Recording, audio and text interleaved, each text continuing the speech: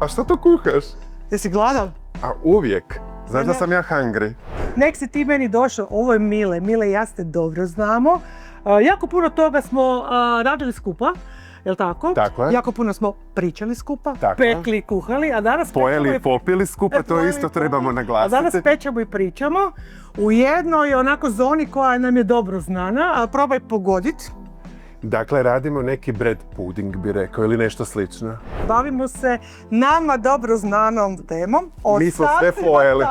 Onim što smo mi sve pojeli. Nama rijetko što ostane, jer mi sve pojedemo, ali sad ćemo vam, kako se to Mi kaže, nemamo problema s ostacima hrane, jel? Simulirat ćemo vam kako je to kad ostane hrana. Može. Okay. Mile, hungry Mile, gladni Mile, Ličanin u Zagrebu, kuha, jede, kucka se čašava, pije, stilizira. Nekad je radio s djecom, sad je i dalje veliko dijete u kuhinji. Da bi mogao raditi onako kao doma, i da mi budeš lijep do kraja, može. Treba ti šta? Hvataj. Može. Opa. Ok, pregaću. Ok, ja sam se tu pripremila. Molim te, ostavi nam kruha iz ja ću tebi dati part 2. Ove dvije kao malo manje. Aha, dvije manje. Uvijek bira veće. Ok, ja ću to staviti za kasnije. Moraš se pobrinuti za sebe. Znam koliko si kreativan, znam koliko si dobar u kuhinji, znam koliko imaš ideja, ali oni koji te ne znaju, što bi ti rekao u nekakvih par crta? Tko si ti, kako ti oplemenjuješ svojim bićem ovu planetu? Gle, ja bih prije svega rekao za sebe stvarno da sam zaljubljenik u život, a onda uz život ide i ono po čemu me ljudi zapravo većinom poznaju, a to su hrana, dobra hrana, druženja oko stola i slično. U jednoj rečenici kako bi opisao svoj pristup kuhanju? Znaš što zapravo, nekada bi rekao da još uvijek nekako tražim kao neki svoj, baš svoj pečat, što je moj pečat i što je moj neki, da to tako kažem, glas u kuhinji. Dosta sam mijenjao to kroz godine, od nekog početaka Instagrama kad je bilo mi jako puno sve vezano uz jela iz pečnice, uz hranu iz pečnice, uz ugljikohidrate, slatko i slično. Sad ti ja dam ugljikohidrate. I sad mi ti daš ugljikohidrate koje ja obožavam, ali izbjegavam u zadnje vrijeme. Sad te vidi ova razlika. Da. Ugljikohidrati i proteini. Da. A onda nekako, zapravo, ja sam dijete s farme, ja sam dijete koje je odraslo na farmi u Lici kod djeda i bake. I tek sam kasnije zapravo osvijestio koliko je stvarno ta farma zbilja bila neki temelj mene i mog života i mog kuhanja. Najviše od sada nekako volim i poštujem zapravo sezonalnost u kuhinji. I sve više se okrećem toj sezonalnosti i smatram je najvažnijoj. Jer nema ljepšega od toga da uživamo u pravim proizvodima kada ih daje neka sezona. I nekako i okrećem se isto i tim lokalnim proizvođačima, kao što sam rekao, dijete sam farme i smatram da stvarno sve te lokalne proizvođače treba održati i podržati jer su oni zbilja temelj našeg uživanja u hrane. I ako izgubimo njih, ako izgubimo ono što nam oni daju, a to je ona izvorna iskonska hrana na koju smo naučili i navikli, onda smo zapravo izgubili stvarno sve. Tako da, izgubili smo identitet. Izgubili smo identitet. A ja negdje, kažem ti, još neki svoj pravi identitet i put u kuhinji tražim, jer je on išao jako od tog slatkog ugljikohidratastog pečnice do sada nekih brzih ručkova, do sad u zadnje vrijeme zapravo sve više i te nekih zdravijih zamjena, jer Mile skida kile. Iako spašavamo kruh koji bismo, mi ga ne bismo bacili, ali mnogi bi ga bacili. Spašavamo jaja koja su ostala, znači ti radiš bread pudding, slatku verziju, znači nabujka od kruha, jaja, vanilje, a ja ću nam napraviti jedan slani namaz od jaja. Dobro. Sa doslovce ostacima koje sam imala u hladnjaku, malo majoneze, sirnog namaza. Tebi sam našla otvorenu pola teglice znači trošimo i to isto. Pa da, sve staviti. Možeš opisati u 3 rečenice tvoj način prezentiranja hrane. Kakav je on?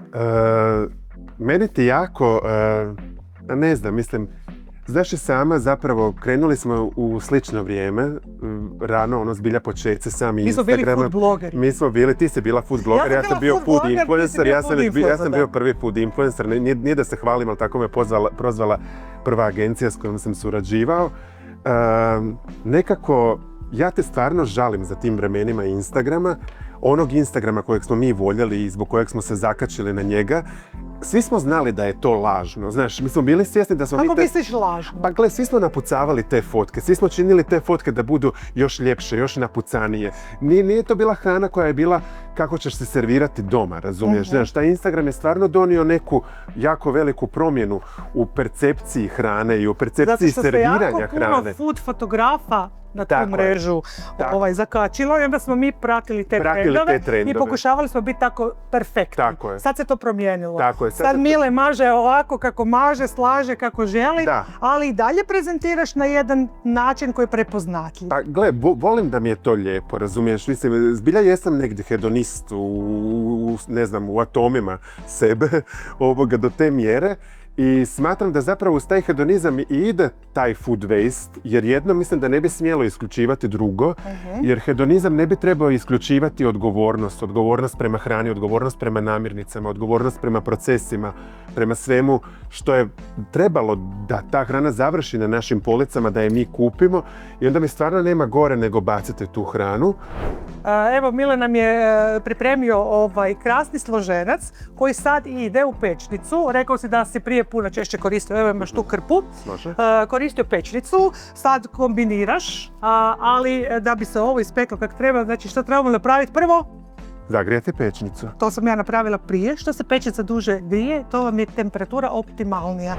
Rekli smo da ćemo paziti na šećer, ali znaš što, mislim, ne možemo sad paziti na sve. Gle, da smo htjeli nešto zdravo, pojeli bi jabuku.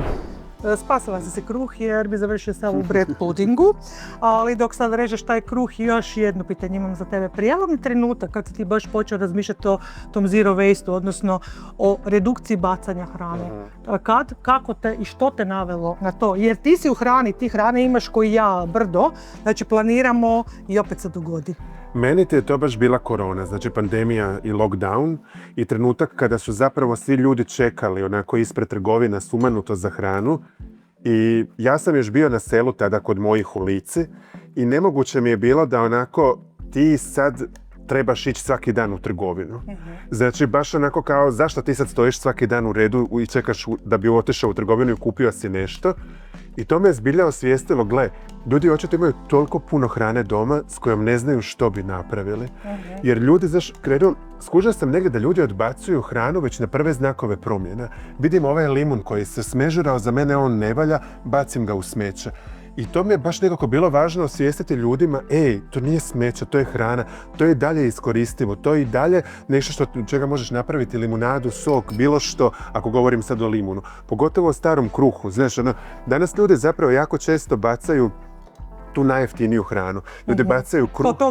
Tog imam i jeftino je i bacaju na prve znakove promjene. Znači kruh, jer smo nekako naučili svaki dan imati svježi kruh, što prije ljudi nisu imali. Prije su ljudi jeli kruh danima, do zadnje korice.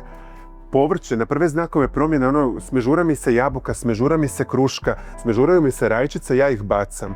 A zapravo niti ne razmišljaju o tome da možda smežurana rajčica može imati više okusa i dati ti u konačnici više okusa nekom jelu. Ili kopena, ako je termički obrat. Tako je, zapravo.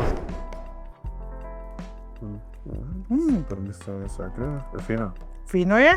Ima tu, probaj, daš nas. Neću više solit.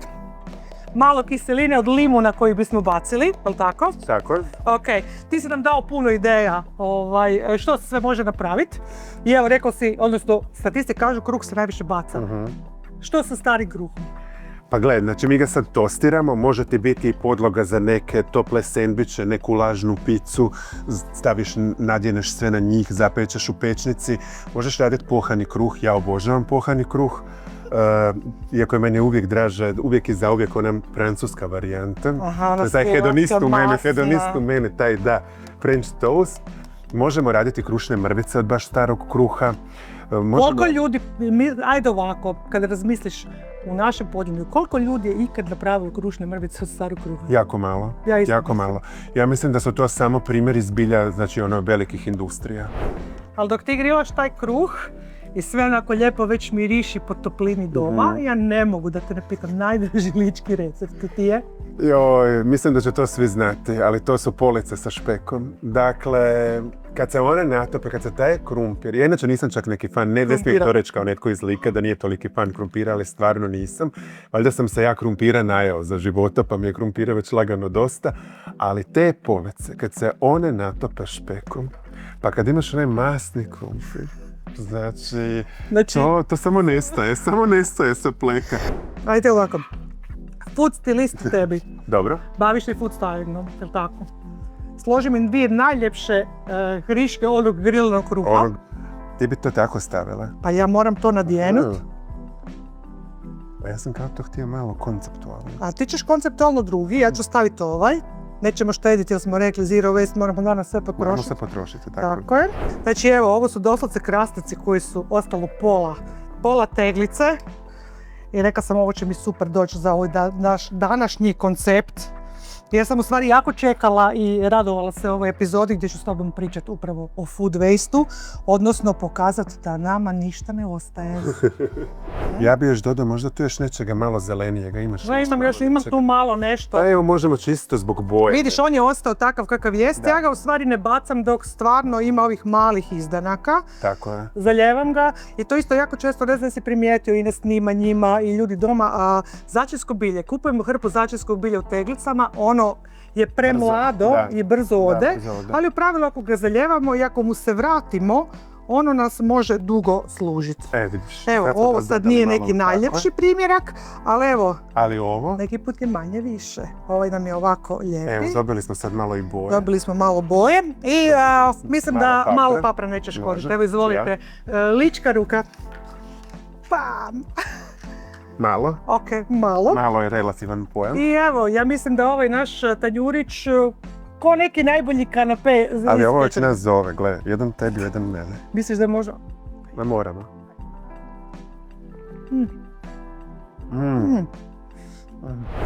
Vraćam se na temu food stylinga. Kao to super zvuči i vrlo često na mrežama vidimo da se mnogi deklariraju kao food stilisti.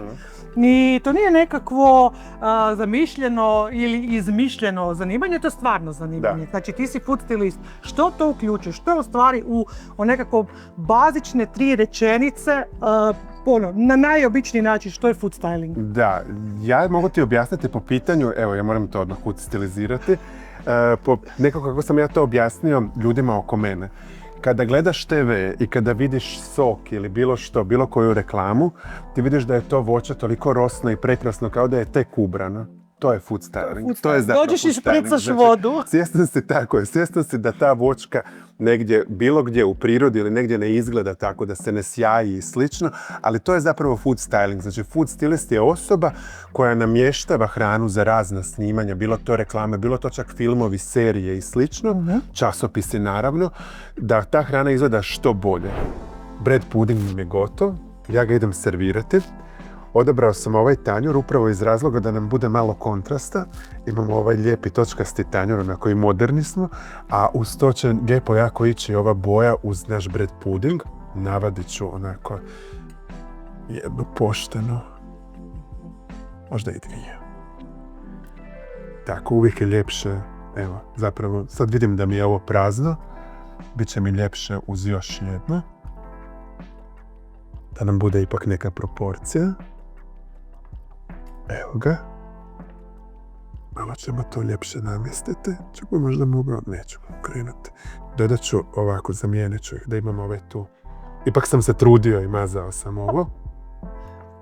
I naravno, još malo šećera u prahu. Po vrhu. Ću ipak ovako lički snijeg zamijeniti šećerom u prahu. I to je to. Odabrao sam zapravo dublji tanjur iz praktičnih razloga da kad žlicom prođem, vilica i nož, odlično. I to je to. Aha, ti to odmah ideš uvijek? Ja to moram odmah jesti. Znaš mene, hungry. Hungry Mile je stalno gladan, sve će vam pojesti prvi, a za završetak ove naše epizode mi ćemo složiti još jedan tanjur sa onim nečim zelenim. Po tvojem licu, po tvojom skrivenom ličkom osmijehu vidim da je to super. Ja te znam I to što si pristao doći u ovaj naš pečemo i pričamo i kasnije jedemo show, jer ovo danas je bio show, je meni puno srce. Ja ću doći svaki put. Doći svaki put? Okay. Svaki put. Znači, Mile skida kile, ne vjerujte mu, pratite šta radi, jer stalno nešto peče, kuha, stilizira i što je najbitnije, ne baca hranu. Hvala ti.